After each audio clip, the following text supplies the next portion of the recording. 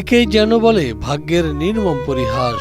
প্রথমে বাবা, তারপর মা, এরপর বড় ভাই।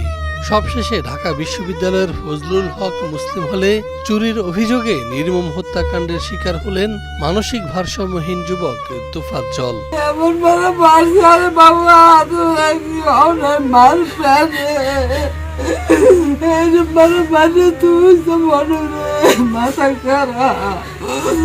গত 18 সেপ্টেম্বর ঢাবির ফজলুল হক হলরুমের বৈশাচিক সেই হত্যাকাণ্ডের দৃশ্য যেন হার মানাবে মধ্যযুগীয় বর্বরতাকেও, বাকরুদ্ধ করে দেবে যে কাউকেই।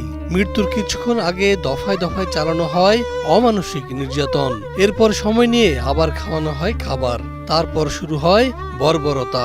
সকল আয়োজনই যেন সুন্দর করে সাজানো ছিল তার এই মৃত্যুর জন্যই। যে ভাত খাওয়াইয়া তারপর যে মানুষ এরকম পিটাইয়া মারে, মানুষ এরকম জানোয়ার মানুষ এরকম, আমার মনে হয় এই বাংলাদেশে মনে হয় এরকম আর হয়েছে কিনা আমার জানা নাই। কথা মনে বলে আমার হৃদয় ভেঙে যায়। আমার ছোটবেলার খুব কাছের বন্ধু ছিল। বছর কয়েকের ব্যবধানে একে একে পরিবারের সবাইকে হারিয়ে মানসিক ভারসাম্যহীন হয়ে পড়েন হতভাগা এই তোফাজ্জল। শেষমেশ নিজেও হলেন মৃত্যু পথযাত্রী। মা নাই, বাবা নাই, কেউ নাই। আর আমরা পাশে ব্যক্তি, তবু আমাকে ওই মার দেখে আমাকে খারাপ লাগছে। তো মানুষের একটু দোষ করি, তো এইভাবে পিড়ে মানুষে এভাবে মারে, কেমনি মারে এভাবে। তার ফ্যামিলিতে কেউ নেই, সবাই মারা গেছে এবং সে একজন ভারসাম্যহীন ছেলে, তো তাকে এভাবে নৃশংসভাবে হত্যা করা হয়েছে। বরগুনার পাথরঘাটার কাঁঠালতলী ইউনিয়নের বাসিন্দা তোফাজ্জল ছোটবেলা থেকেই পড়াশোনা ছিলেন খুব মেধাবী। বরিশাল বিএম কলেজে বাংলায় অনার্স এবং মাস্টার্স শেষ করে ঢাকায় ল কলেজে ভর্তি হন তিনি। সড়ক দুর্ঘটনায় হঠাৎ করে বাবা মারা যায় তার। কিছুদিন পর পৃথিবী ছেড়ে চলে যান তার মাও। আপন বলতে ছিল একমাত্র বড় ভাই। গেল বছর পুলিশে চাকুরি অবস্থায় ক্যান্সারে আক্রান্ত হয়ে না ফেরা দেশে চলে যায় তার বড় ভাইও, এমনকি ছেড়ে চলে যায় প্রেমিকাও। একসাথে এতগুলো শোক সইতে না পেরে মানসিক ভারসাম্যহীন হয়ে পড়েন তোফাজ্জল হোসেন একজন মেধাবী শিক্ষার্থী ছিল, যে বরিশাল বিএম কলেজ থেকে বাংলায় অনার্স এবং মাস্টার্স সম্পন্ন করেছে। পরবর্তীতে সে ল কলেজে ভর্তি হয়েছে। একই বছরের মধ্যে তার বাবা, মা এবং বড় ভাই মারা যায় এবং সে একটা মেয়েকে ভালোবাসত।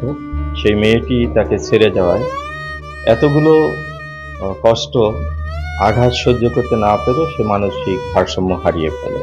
তোফাজ্জলকে নির্মমভাবে পিটিয়ে হত্যার ঘটনাটি সামাজিক যোগাযোগ মাধ্যমে ছড়িয়ে পড়লে শুরু হয় ব্যাপক আলোচনা সমালোচনা।